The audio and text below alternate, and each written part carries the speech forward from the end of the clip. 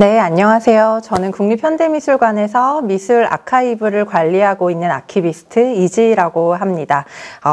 아키비스트를 꿈꾸는 예비 전문인 여러분, 반갑습니다.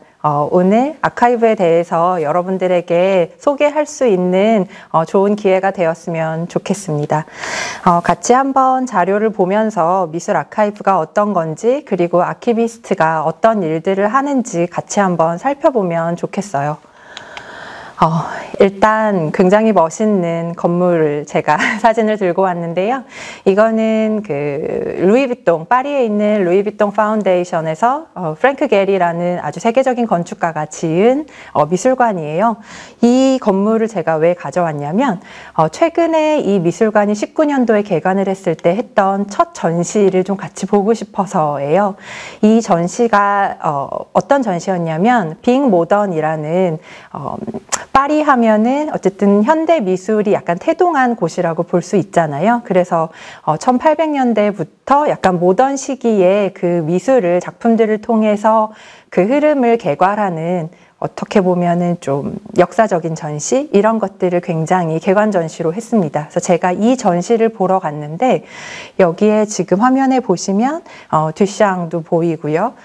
뒤에 보면은 초현실주의 작품들도 보이고 여기에 로스코도 보이고 한국에서 아주 인기가 많은 이런 작품들이 많이 보이죠. 브랑쿠시도 보이고요. 뒤에 세잔도 보이고 피카소도 보이는 것 같아요.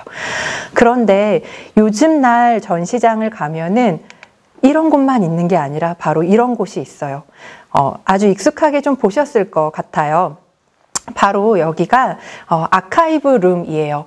그래서 작품들이 아니라 그 작품이 생산된 어떤 맥락들, 작가들이 이 작품을 만들기 위한 어떤 창작의 과정들, 그 다음에 스케치라든지 여행을 다니면서 나한테 영감을 주었던 어떤 사진일 수도 있고요. 이런 전시와 그 작품에 관련된 다양한 자료들이 전시장에 적극적으로 개입해서 들어와 있는 것을 볼 수 있어요.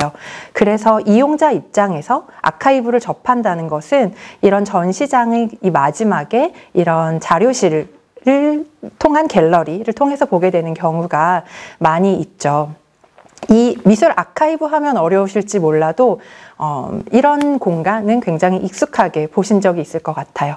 그래서 앞서 전시장만큼이나 이 공간에는 사람들이 많아요. 사실상 미술 작품은 감시관이 좀 필요한 어떤 대상이죠. 미술 작품을 보면서 우리가 그 작품을 이해한다는 것은 많은 어떤 공부와 준비 과정이 필요해요. 그리고 개인의 어떤 취향 같은 것들도 필요하고요. 그런데 사실상 자료의 기반은 텍스트로 되어 있잖아요. 글자와 이미지, 즉 설명적이기 때문에 관객들에게 작품보다 사실 조금 더 인기 있는 공간인 것 같기도 해요. 왜냐하면 더 설명적이고 더 친숙하기 때문이죠. 그래서 요즘 미술 전시장에서는 이렇게 아카이브가 적극적으로 들어와 있는 경우가 많이 있습니다. 그럼 이제 아키비스트가 과연 어떤 일을 하는지 조금 본격적으로 알아보면 좋을 것 같아요.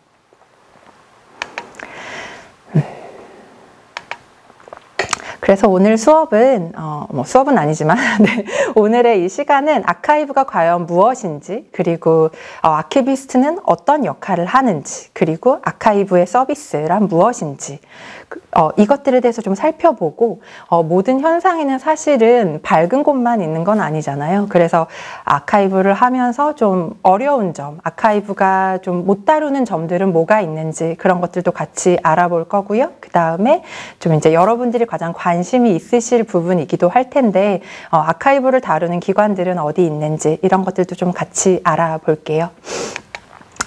일단 아카이브 굉장히 많이 들어보셨을 텐데 막상 뭐예요? 라고 물어보면 설명을 정확하게 하실 분들이 많지 않을 거예요.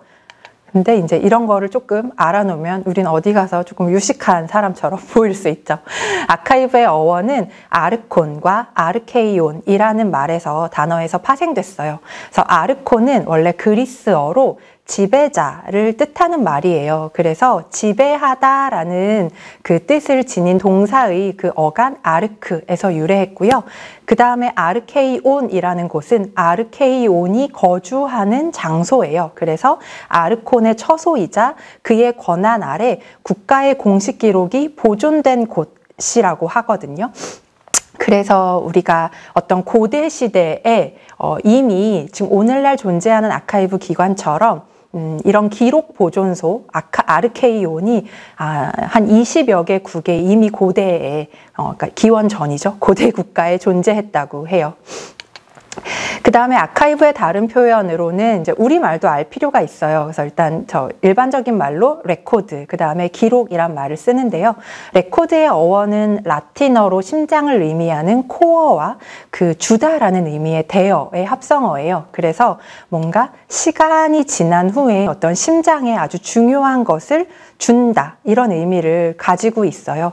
사실은 이런 기록이라는 거, 어떤 정보라는 것은 인류의 생존과 직결되어 있는 부분이잖아요. 어느 독초를 먹으면 안 된다든지, 어떤 동물이 오면은 뭐 왼쪽으로 피해야 하는지, 지그재그로 피해야 되는지, 이런 모든 것들은 사실은 인류의 생존과 직결된 부분이기 때문에 이런 것들을 사실상 후대의 나의 자손들에게 정보를 전달해 주기 위해서 기록이 생겨났다고 볼 수 있겠죠. 그러니까 어떻게 보면 우리가 지금 다루려고 하는 아카이브, 그 다음에 레코드, 즉 기록은 어떤 구술 문화의 전통을 말의 어떤 구체적인 형상이라고 할까요? 어떤 말의 형체를 준 것이죠.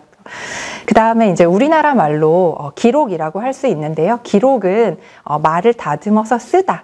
그러니까 이 쓸 기자에다가 색일 녹자인데요. 중요한 것을 퍼올려서 금속에 적다라는 의미를 가지고 있어요. 그러니까 예전에 우리가 글자를 생각해 보면은 이렇게 화선지에 먹을 쓰는 것 더 이전 시대에는 청동기 시대를 생각해 보면은 나무를 깎아서 청동으로 주조해서 거기에 청동물을 부어서 아주 중요한 것만 기록으로 남기는 것이잖아요. 그렇기 때문에 우리나라 말의 그 기록이라는 말도 아주 모든 말이 기록이 될 수 있는 게 아니라 아주 중요한 것들을 가다듬어서 고착화된 이런 형태로 정리해서 후대에 전해주다, 이런 의미를 가지고 있습니다. 학술적인 말이었고요.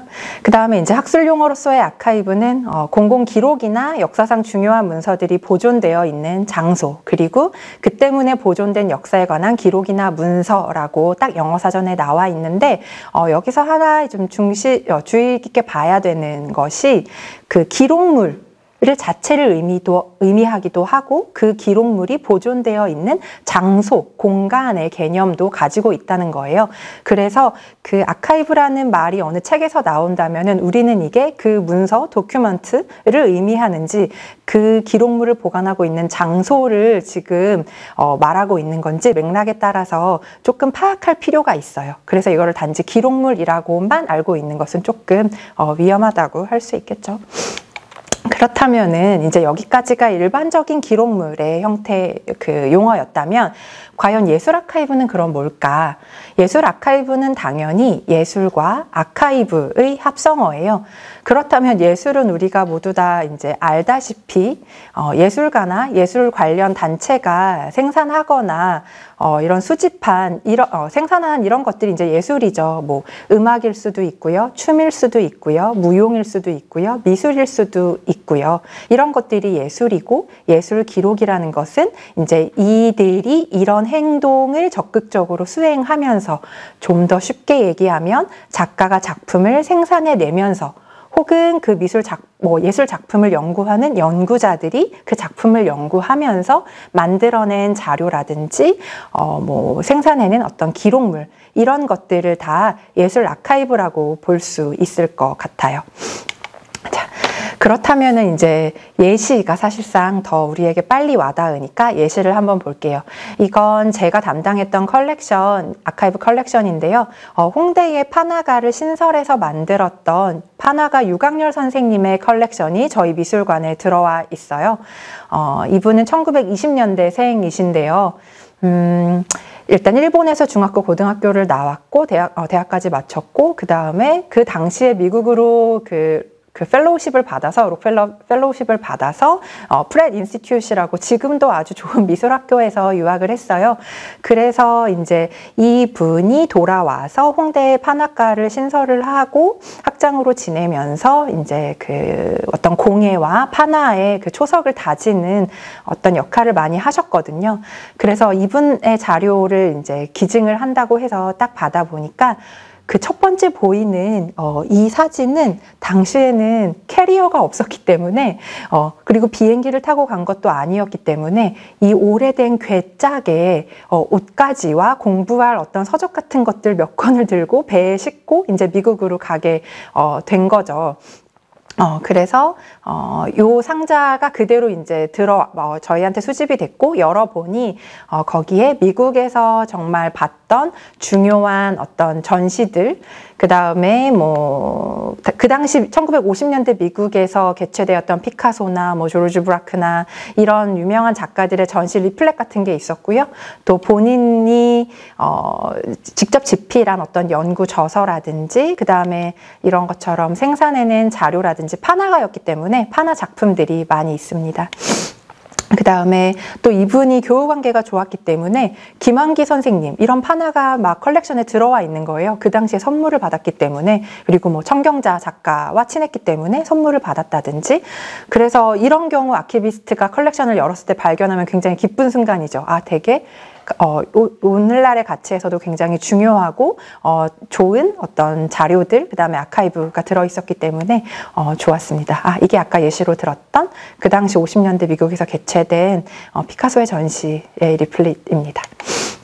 그 다음에 또 여기에는 이분이 이중섭을 후원했었기 때문에 이중섭 작가의 사진이 처음으로 이게 발견된 사진이에요. 그래서 이중섭은 떠돌아서 다녔기 때문에 이렇게 잘 찍힌 사진이 많지 않은데 유광열 선생님이 이제 안정적으로 이중섭의 그 재정을 지원하고 황소 같은 작품이 나올 수 있도록 거주지를 마련하고 후원을 했거든요.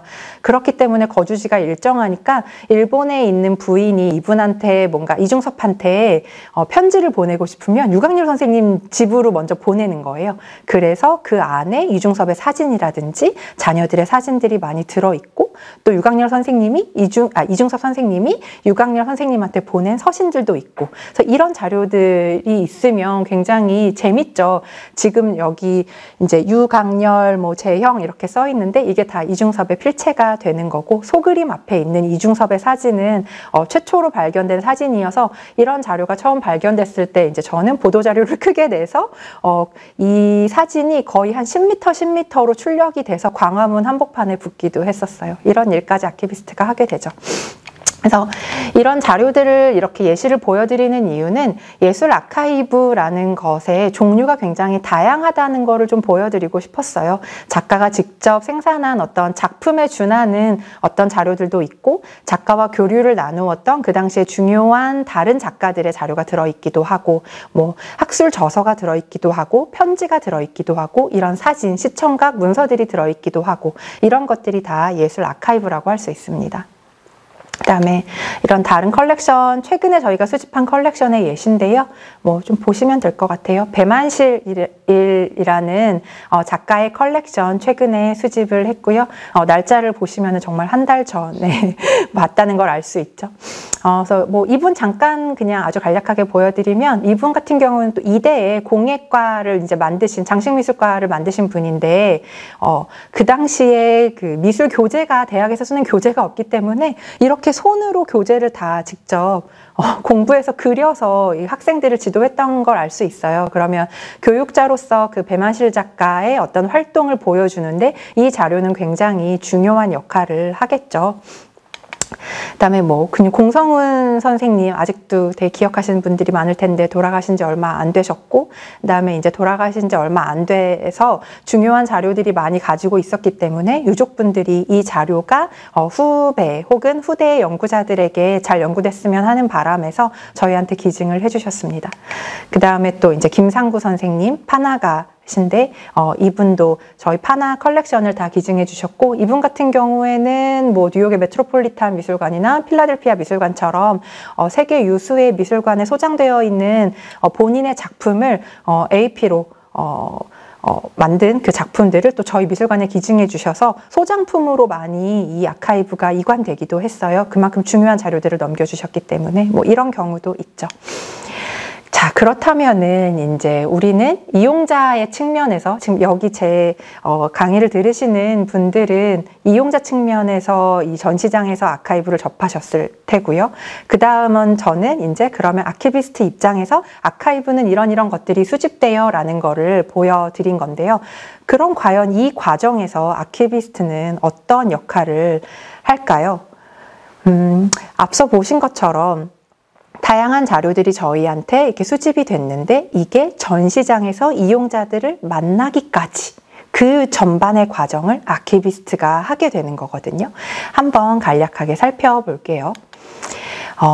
생산자가 자료를 생산해요. 어떤 작가나 그 다음에 미술 단체일 수도 있고요. 조직일 수도 있고. 그러면 이 자료들은 다 어디에 있을까요? 작가 개인의 작업실에 있게 되고 미술 연구자들은 개인의 그냥 서재에 혹은 뭐 연구실에 이 자료들이 있게 돼요. 그러면 이용자 입장에서 이 자료들을 만날 수 있는 길이 사실상 없죠. 미술이라는 것은 음악이나 문학과 다른 점이 있는데요. 뭘까요? 바로 복제예술이라는 거죠. 음악은 요즘 창작이 되면은 그냥 스트리밍 서비스에서 바로 올릴 수 있어요. 업로드가 되죠. 그 다음에 문학은 한번 찍어내면은 바로 그냥 인쇄해서 여러 사람한테 복제될 수 있어요. 물론 오늘날 미술은 아주 고해상도 스캔을 해서 작가들이 본인의 그 블로그나 그 홈페이지에 올리는 경우도 있지만 기본적으로 미술은 유일본이라는 어떤 특징을 가지고 있죠. 그렇기 때문에 이용자와 이 생산자 즉 작가와 우리 관람객들을 연결해 줄 수 있는 매개체가 없으면 이용자 입장에서 이것에 접근할 수가 없어요. 그래서 아키비스트가 그 중간의 매개 역할을 하게 되는 것이죠. 그래서 아키비스트는 과연 뭐라고 할까요? 그냥 편하게 레코드 매니저라고 부르기도 하고요. 혹은 조금 어려운 말로 기록연구사 혹은 기록물 관리사라고 부르기도 해요. 그래서 지속적으로 보존할 만한 가치가 있다고 판단된 기록을 관리 원칙에 따라서 수집, 정리, 기술, 보존, 연구, 그 다음에 이용자들에게 서비스까지 하는 전문가라고 할 수 있어요. 네, 그래서 어떻게 보면은 마치 역사가처럼 미래를 위해서 혹은 현재의 연구자들을 위해서 오늘의 가치를 남기는 사람, 그리고 누군가의 개인의 방에 있던 혹은 누군가의 머릿속에 있던 그 기억을 관리하는 사람 이라고 볼 수 있겠죠. 그래서 아키비스트는 항상 두 가지의 어떤 역할을 부여받는다고 할 수 있는데요. 하나는 행정, 즉 미술 기록을 수집하고 그게 파손되지 않도록 영구적으로 보존하기 위해서 계속 노력을 해야 되는 일을 하는 사람이고, 또 한쪽으로는 그 기록물이 이용자들에게 혹은 현대 혹은 후대의 연구자들에게 어떤 가치를 남길 수 있을지 끊임없이 연구하는 사람이라고 해요. 그래서 아키비스트는 항상 두 얼굴을 지닌 존재라고 하고, 그거는 이제 그리스 로마에 이렇게 조각에도 나와 있을 정도로, 이게 그 당시에도 기록물, 제가 앞서 말씀드렸다시피 그리스 로마 시대에는 이미 기록물 관리사가 있었기 때문에 기록물 관리사를 이렇게 표현해 놓은 것입니다. 그러면 아키비스트가 어떤 업무 단계를 거치는지 한번 살펴볼게요. 근데 너무 어렵게 얘기하면 이 후대의 지금 여기 전문인 여러분들이 오지 않을까 봐 제가 아주 간략하고 재미있는 그 사건들을 중심으로 설명을 해서 많은 사람들이 관심을 가질 수 있기를 바라는 마음에서 간략하게 하겠습니다. 일단은 자료 조사 및 수집이에요. 어떤 자료를 조사하고 수집할 것인지 연구를 하는 단계고요. 저희 미술관 같은 경우에는 이제 크게, 그리고 우리 미술관뿐만이 아니고 전 세계의 다른 문화예술 기관들도 아카이브를 크게 두 가지 분류 체계로 나눠요. 하나는 스페셜 컬렉션이고 하나는 인스티튜셔널 컬렉션이에요. 그래서 인스티튜셔널 컬렉션, 즉 기관 기록은 미술관에서 혹은 문화예술 기관에서 어떤 행사들이나 전시나 이렇게 교육 프로그램을 진행하게 되면 자료들이 나오잖아요. 전시가 열리면 전시장의 인스톨레이션 프레젠테이션 뷰가 있을 수 있고요. 교육 프로그램을 진행하면 그 교육에 참여했던 강사분들의 원고가 있을 수도 있고요. 이렇게 기관 안에서 생산해낸 자료들을 기관 자료, 기관 기록 혹은 외국에서는 이제 인스티튜셔널 아카이브라고 부르고요. 그 다음에 스페셜 컬렉션 하면은 외부에서 기관으로 수집된 자료를 말합니다. 그래서 기관 자료 같은 경우에는 이제 자연적으로 수집이 되는 자료라고 사실상 할 수 있죠. 기관에서 생산해낸 자료이기 때문에. 근데 미술 아키비스트가 어려운 이유는 어떤 스페셜 컬렉션을 수집할 것인가 이런 것들을 판단해야 되기 때문이에요. 공간은 한정되어 있고 모든 작가들 를 저희가 다 수집할 수는 없잖아요. 그렇다면은 어떤 작가들을 선별해서 어떠한 기준으로 자료를 수집할 것인가 이것들을 고민하는 것부터가 미술 아키비스트의 시작이라고 할 수 있습니다. 그래서 막상 수집을 이제 나가면은 그 자료가 잘 정리되어 있는 경우는 굉장히 드물어요. 그래서 그냥 무질서하게 자료가 이렇게 쌓여 있는 경우가 굉장히 많죠. 그래서 그런 것들을 보고 옥석을 가려서 조사하고 수집하는 단계가 자료 조사 및 수집이라고 할 수 있습니다.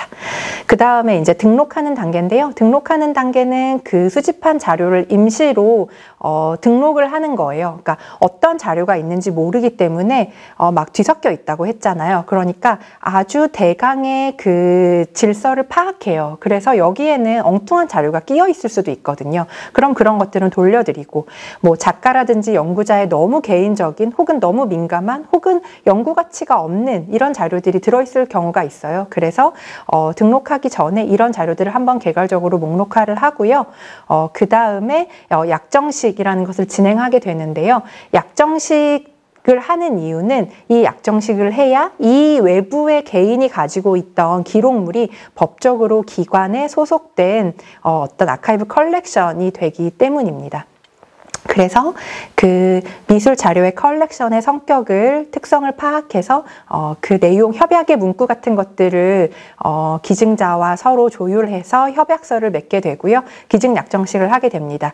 그렇다면은 비로소야 이 자료를 본격적으로 법적으로 기관에서 수집했다고 할 수 있습니다. 그렇다면은 이제 자료를 클리닝하는 단계입니다. 자료의 오염을 매체의 특성에 따라서 훼손된 부분 같은 것들을 다 보존 수복을 해서 영구 보존하는 단계인데요. 보통 저희가 기증하는 컬렉션들은 근대 미술, 근현대 미술 최소 100년, 최대 100년 정도, 그 다음에 20, 30년 전 자료들이 많이 있다 보니까 이분만 해도 그래도 별도의 창고를 지어서 이렇게 기록물을 보관을 해 놓으셨지만 그냥 보시면은 라면 상자, 사과 상자에 자료가 들어있어요. 이런 상자는 먼지가 생기고요. 시간이 지나면 곰팡이가 생겨요. 그러면은 그 곰팡이는 특성이 날아다녀요. 그러고 그 당시에는 디지털 사진이 아니었기 때문에 그냥 젤라틴, 인화 사진이잖아요. 그러면 이거는 끈끈하기 때문에 이 곰팡이를 빨아들여요. 그러면은 사진이 훼손되고 문서가 훼손되고 하겠죠. 그래서 이제껏 이런 상태로 보관되어 있는 자료를 이제 기관에 들어왔기 때문에 저희는 컨서베이터와 협의해서 자료를 클리닝하는 단계를 거칩니다. 그래서 그 매체에 따라서 종이는 종이에 따라서 사진은 사진에 따라서 뭐 이렇게 지류, 시청각 매체, 그 유형별 성격에 따라서 이 자료들을 클리닝하게 됩니다. 복원을 하게 되는 경우도 있고요. 조각 같은 경우에는 복원도 하고요. 지류 자료 같은 경우에는 정말 감쪽같이 컨저베이터가 깨끗하게 복원해 주시기도 합니다.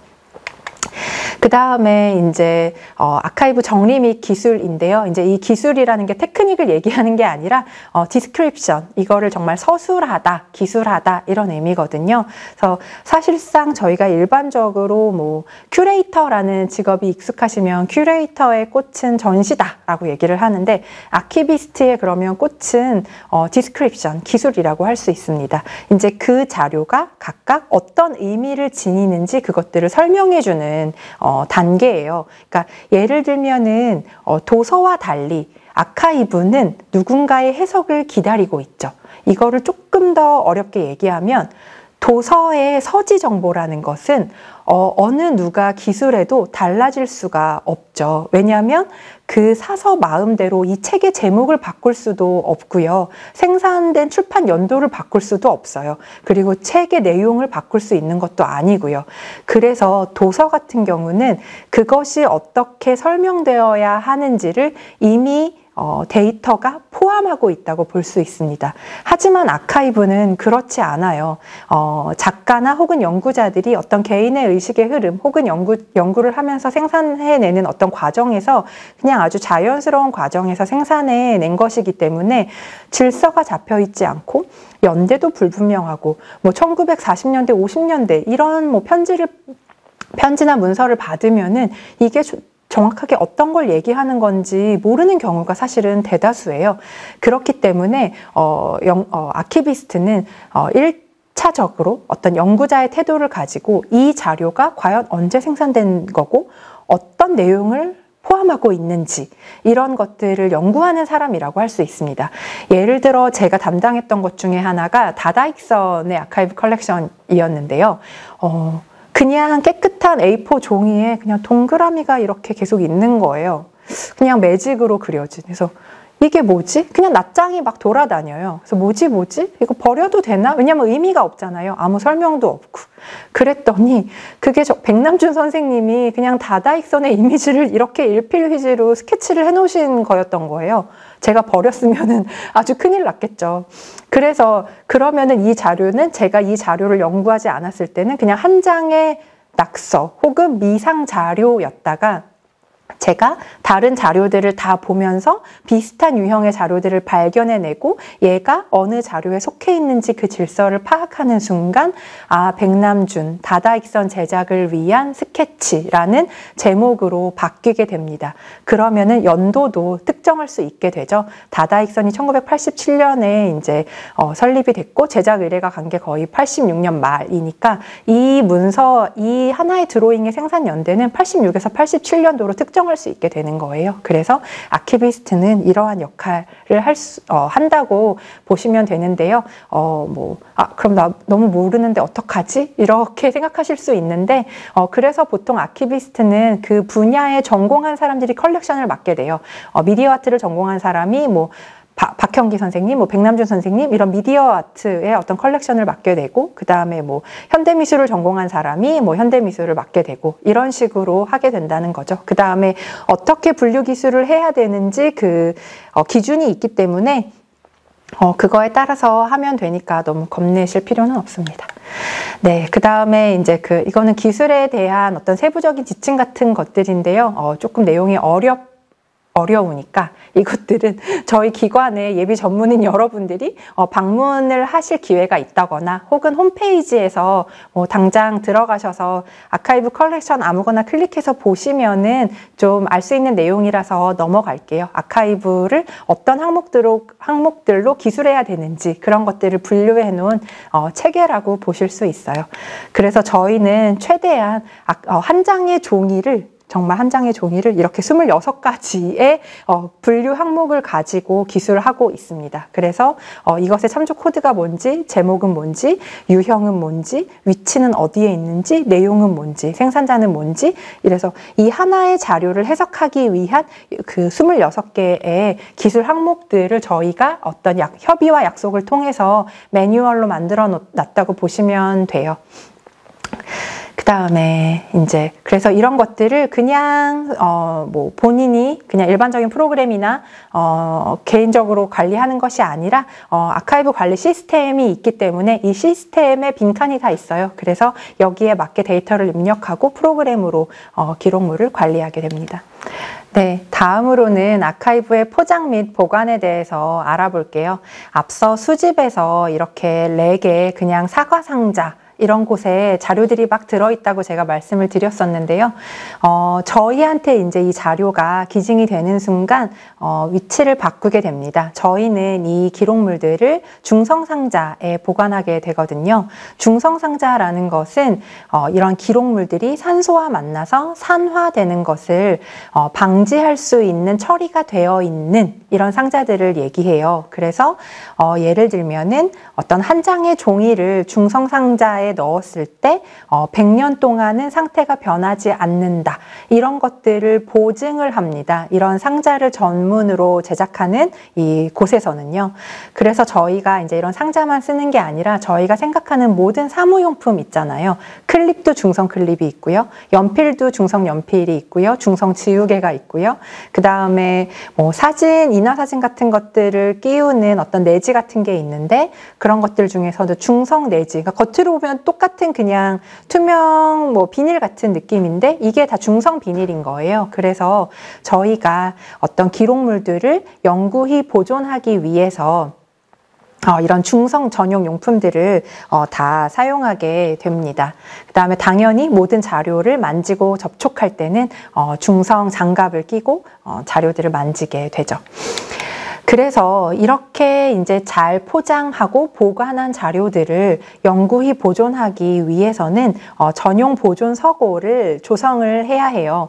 그래서 저희 미술관 같은 경우가 2013년에 아카이브 센터가 처음으로 생겼는데 이제 그때 임시 보관 서고를 만들고 점차 공간이 뭐 생기는 대로 계속해서 보존 서고를 늘려가고 있는 실정이거든요. 왜냐하면 저희가 어떤 행위를 계속하면서 즉 기록물을 수집하고 이것들을 연구해 나갈수록 이 유형들이 다양해지고 그 다음에 보존 서고를 점점 더 많이 차지하게 돼요. 계속 그만큼 공간을 이 아카이브가 점유하고 있기 때문에 저희가 공간을 계속해서 조성하게 됩니다. 그래서 아카이브의 이제 보존이라는 것은 매체의 특성을 고려해서 적정한 환경에서 아카이브를 보존하는 단계라고 할 수 있고요. 그 다음에 오늘날의 자료는 물리적인 자료만 있는 것은 아니잖아요. 그래서 디지털 자료 같은 경우에도 저희가 보존을 해야 되는데요. 디지털 자료 같은 경우에는 저희가 한 부만 가지고 있지 않고요. 보통 문화예술 다른 기관들도 마찬가지이긴 한데 3카피가 원칙입니다. 하나는 이제 저희가 계속해서 이 기록물을 연구하고 접근할 수 있어야 되기 때문에 아키비스트의 HDD 하드에 저장하게 되고요. 그 다음에 이것들을 이제 이 기록물을 외장 하드, 아카이벌 전용 외장 하드가 있어요. 좀 그나마 안정도가 높은 전용 외장 하드가 있고 이곳에 보존하게 되고요.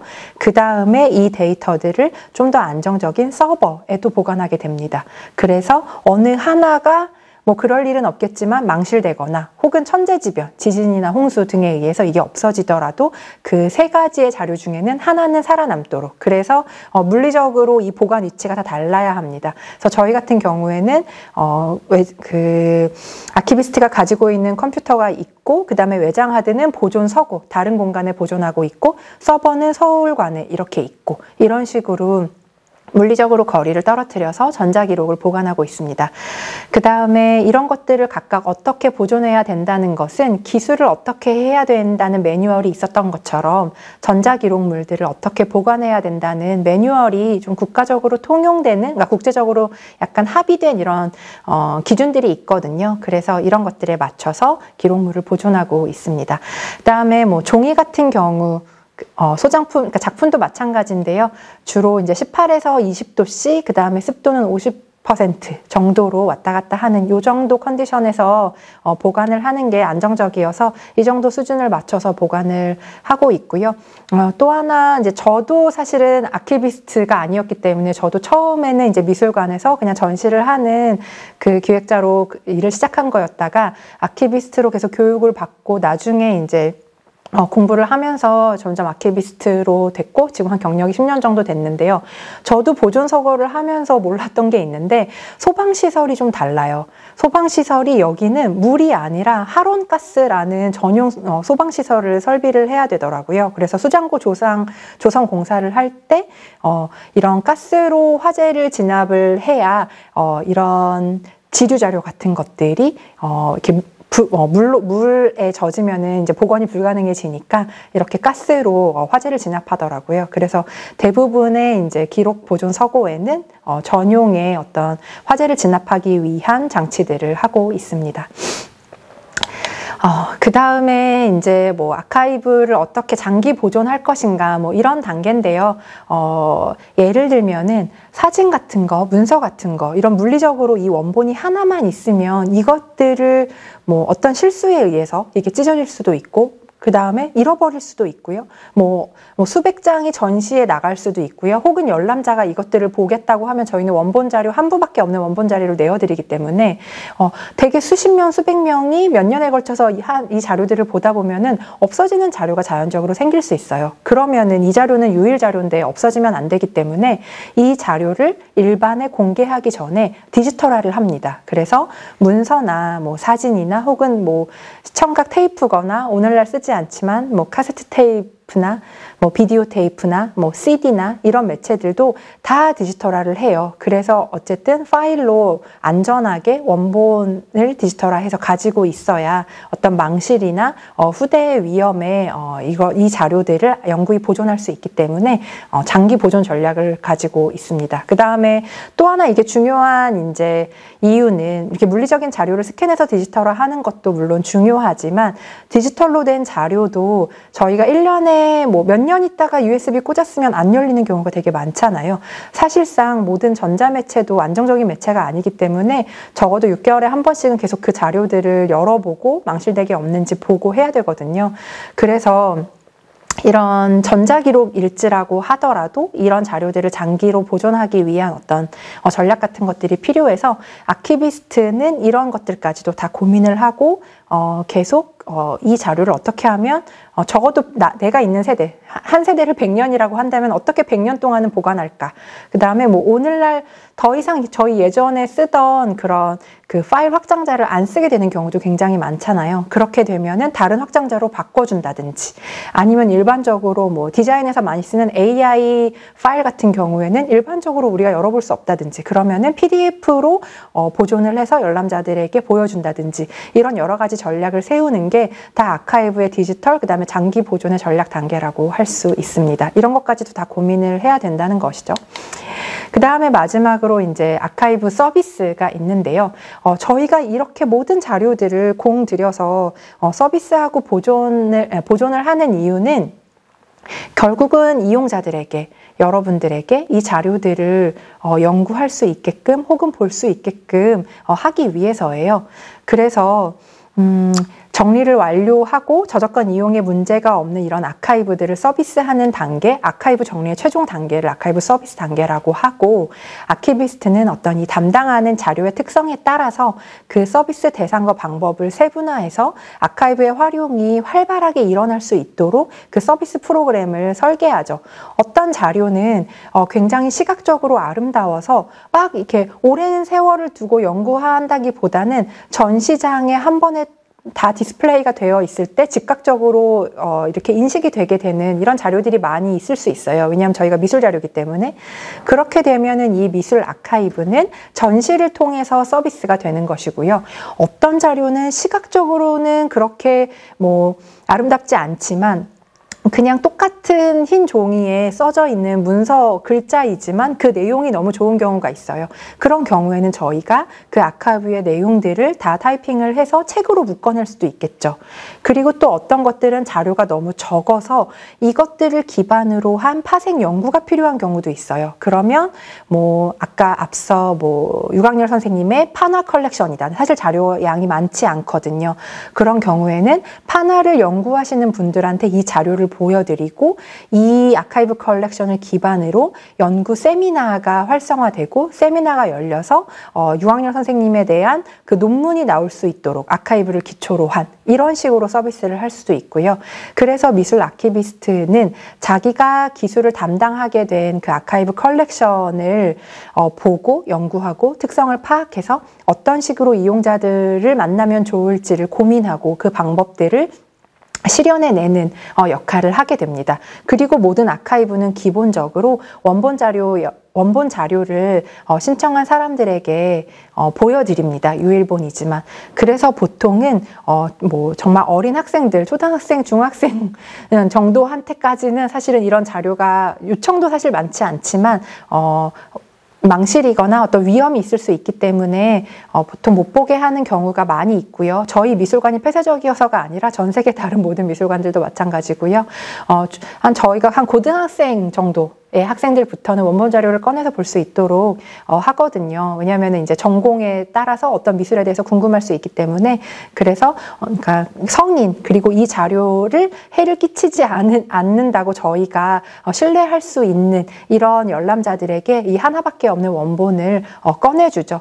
그래서 이런 모든 원본을 열람하는 이용자들에게는 개인 정보를 받고 있어요. 왜냐하면 이 자료가 어떻게 훼손이 될 수도 있고 책임의 요소가 생길 수 있고 또 이 자료를 활용해서 그냥 무단으로 전제해서 자신의 다른 2차적 저작물을 만들 수도 있고 이렇기 때문에 어떤 법적으로 이 기록물을 보호하기 위해서인 거거든요. 그러니까 이 자료를 이용하려고 하는 연구자들을 제한하고 엄격하게 관리하기 위해서가 아니라 이 기록물을 우리를 믿고 맡겨주신 작가분 그리고 혹은 유족분이라든지 그 연구자분들의 권리를 보호해드리기 위해서 저희가 열람자의 제한을 두게 되는 것입니다. 그래서 아카이브 서비스 프로그램은 불특정 다수를 위한 어떤 그냥 홈페이지에 정말 보여줄 수 있는 어떤 목록이라든지 이미지라든지 이런 게 있을 수 있고요.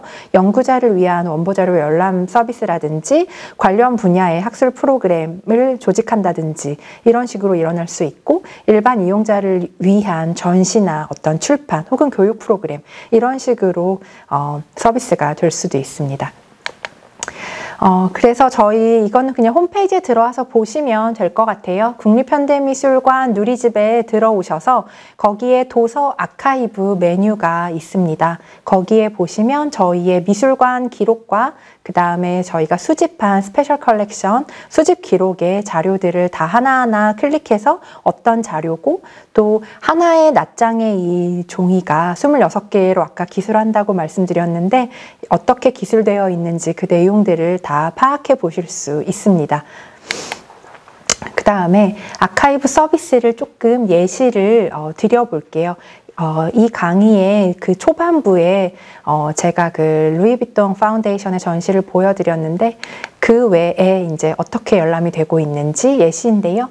이건 마찬가지로 원본 자료를 이제 열람을 하게 해주는 어떤 원본 열람 서비스의 이미지이고요. 지금 사진에서는 가운데 있는 게 저고요. 제가 논문을 쓸 때 프랑스의 루브르 미술관이 있잖아요. 그럼 그 루브르 미술관에 있는 미술 기록을 이제 국립미술 미술 자료를 보관하고 있는 그 도서관이 있어요. 거기에 따로 보관되어 있거든요. 그래서 루브르 미술관의 약간 근처에 있는 BNF라고 해서 거기에 가면 이렇게 이 모든 자료들을 다 원본을 내어줍니다. 그러니까 제가 외국인이잖아요. 프랑스 입장에서는. 근데도 원본 자료를 다 내어주고 자료를 연구할 수 있도록 해주고요.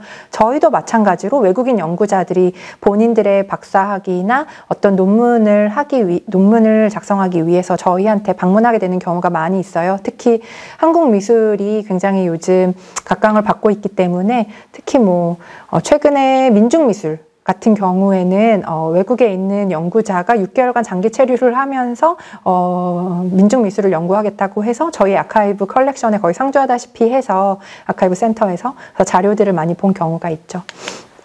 그 다음에 이것은 이제 연구나 출판으로 활용되는 경우인데요.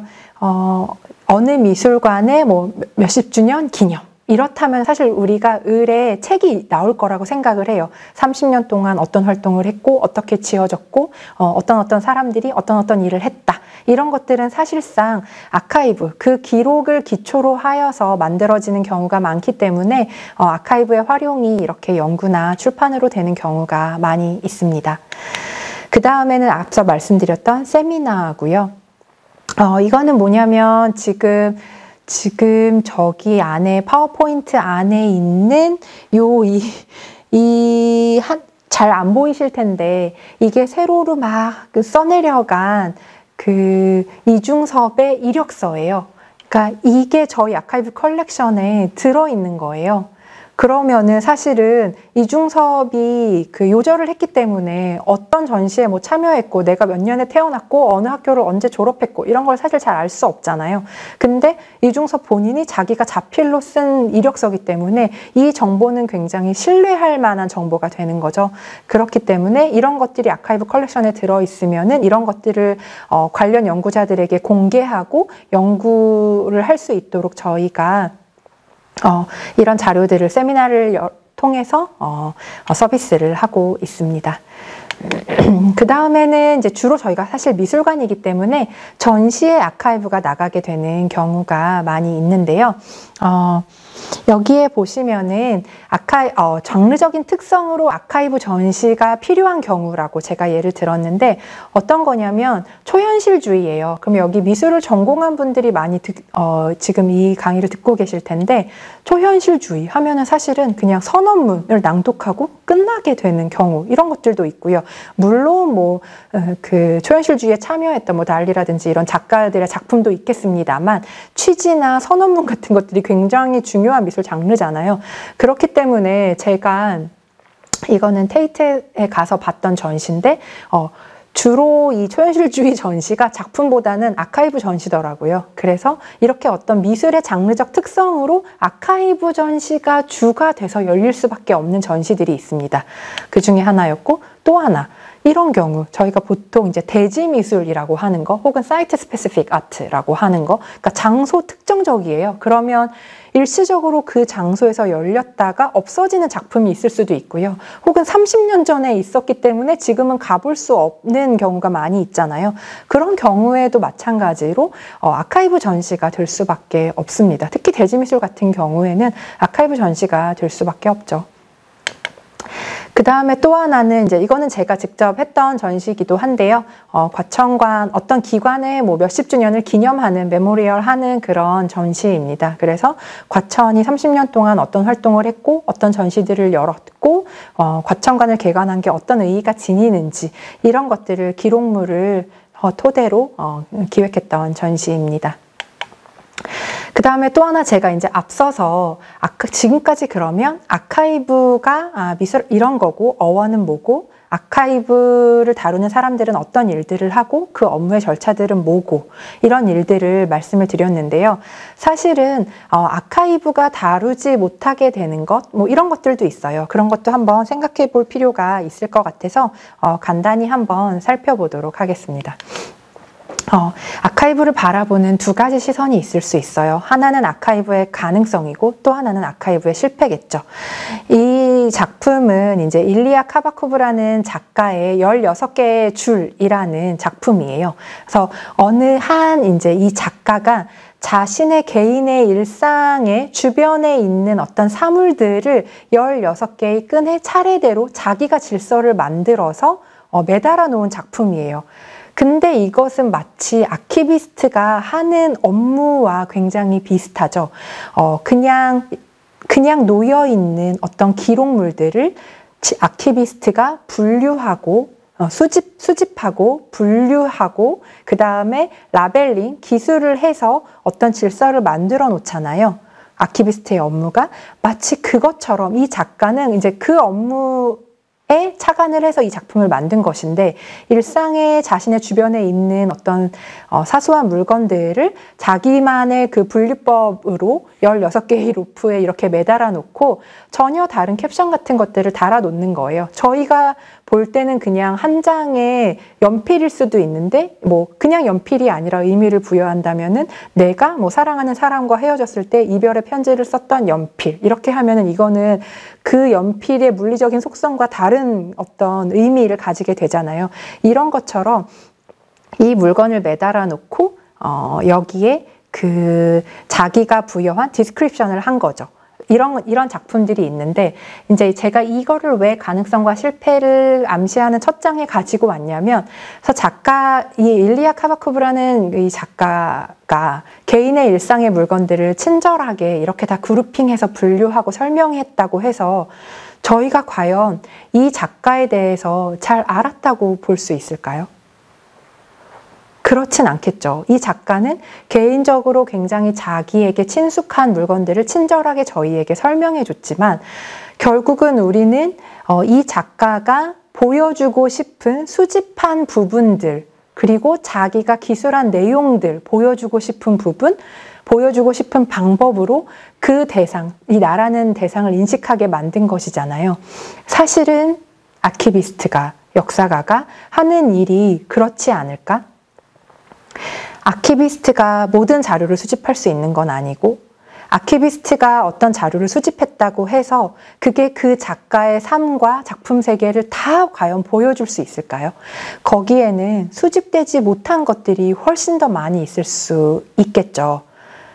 그리고 저희가 이 기록물들이 너무 한데 섞여 있기 때문에 원 질서를 존중하긴 합니다만 새로운 질서를 부여하고 그룹핑하고 맥락을 만들어 나가는 게 사실은 아키비스트 업무의 주 업무인데 과연 그래도 되는 걸까요?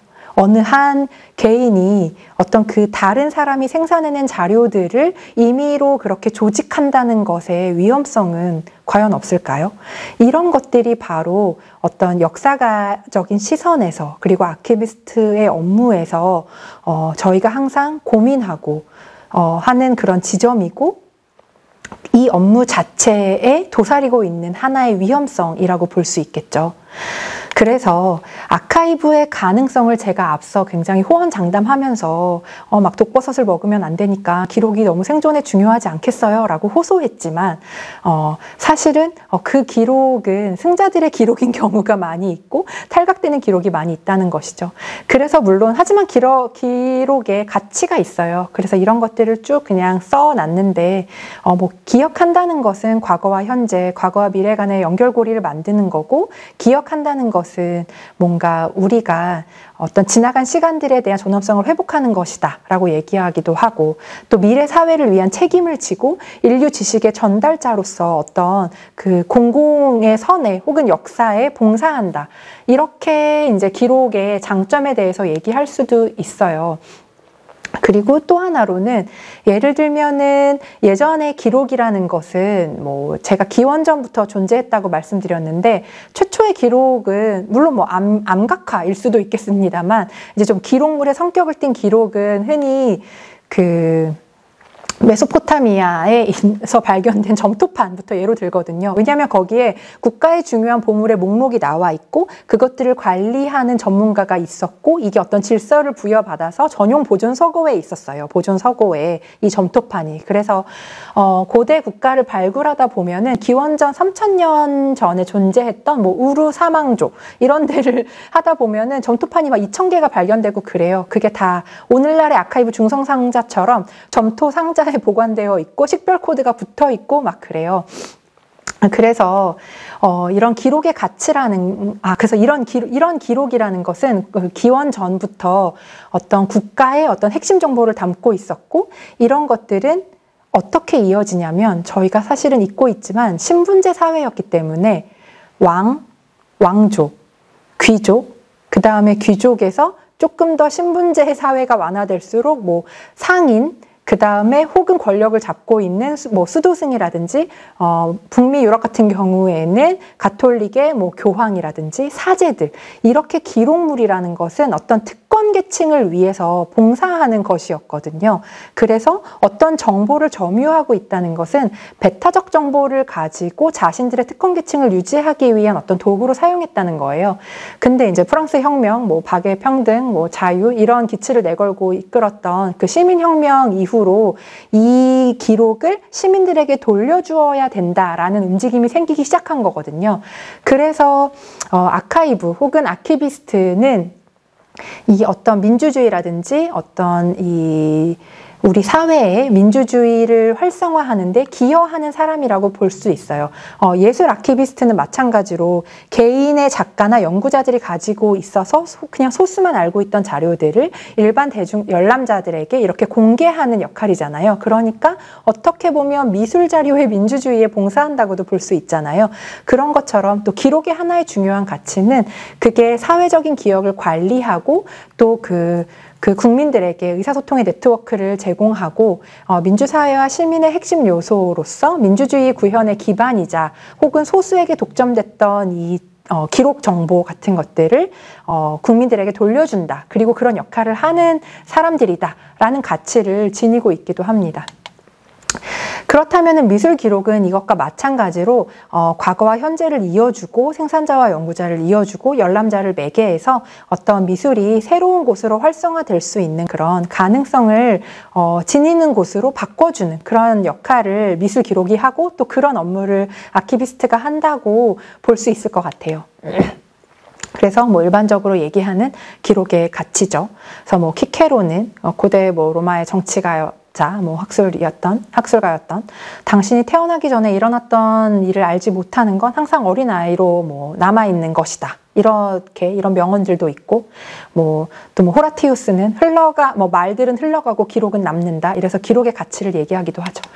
그렇다면 과연 아카이브의 실패를 이제 얘기할 차례인데요. 아카이브의 실패는 사실은 이제 제가 앞서 말씀드렸던 것처럼 저희가 수집하지 못하는 것들이 항상 남아있다는 거예요.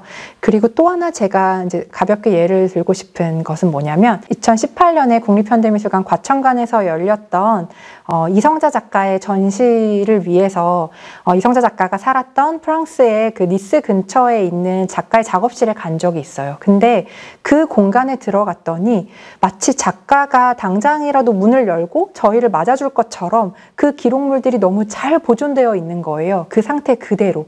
그래서 예를 들자면 작가의 화구, 붓 같은 것들이 그냥 작업대 위에 놓여 있고요. 조금 몇 공간을 걸어가면은 뭐 캔버스에 이젤이 이렇게 놓여 있고요.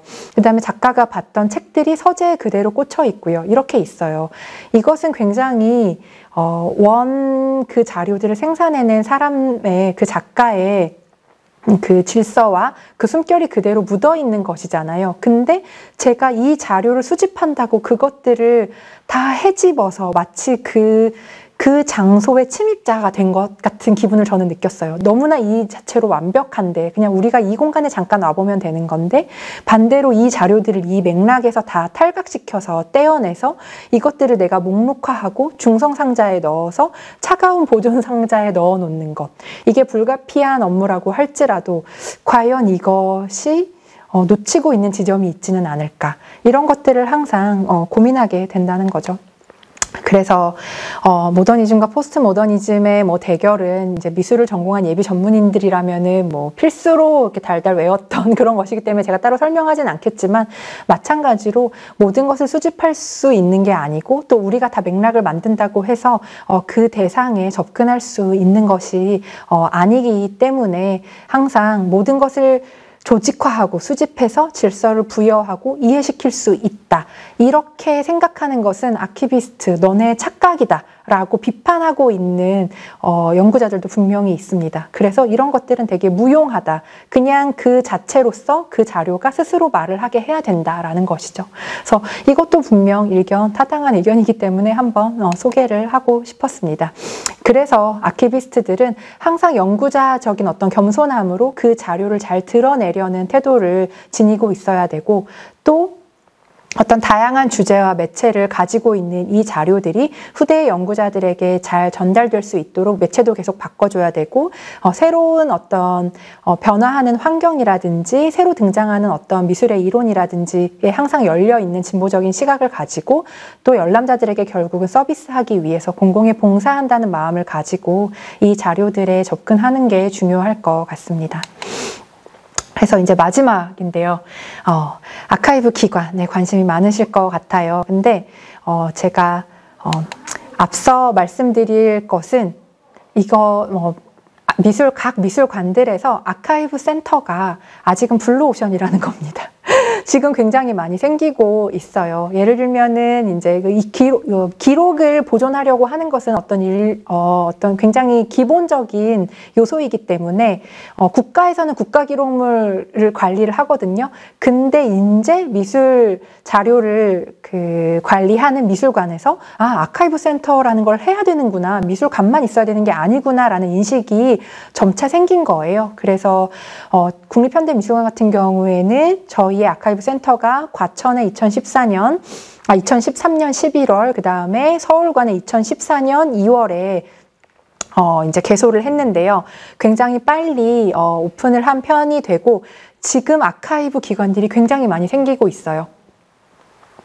아카이브를 한다는 것은 사실상 굉장히 많은 그 인력과 예산이 필요한 일이기 때문에 국공립이 아니면 사실은 조금 개인 사립미술관에서는 하기가 어려운 부분이거든요. 그래서 지금 제가 예로 들었던 것들처럼 시립이나 국공립의 많은 기관들에서 최근 한 4, 5년 내에 아카이브 센터가 굉장히 많이 생기니까 관심이 미술관에서 일을 하고 미술사를 전공해서 내가 어떤 자료들을 보고 이것들을 연구하고 또 뭐 학술 출판 연구, 뭐 전시까지 다 하는데 좀 관심이 있다 하시는 분들은 이렇게 기록의 이런 아카이브 기록 분야에서도 한번 관심을 가져보시면 좋을 것 같아요. 그래서 국내가 이런 상황이고요. 그리고 뭐 해외에는 뭐 더할 나위 없이 이미 역사를 자랑하는 아카이브 기관들이 많이 있습니다. 그래서 제가 뭐 비영리 기관이니까 하나 소개를 하자면은 그냥 저희 검색창에 미팅룸이라고 검색을 하시면은 여기에 국내외에 있는 아카이브 센터들의 어떤 아카이브 컬렉션이 소장되어 있고 역사는 뭐고 특성은 뭐고 이런 것들을 그냥 연구자 그룹이에요. 자발적으로 움직이는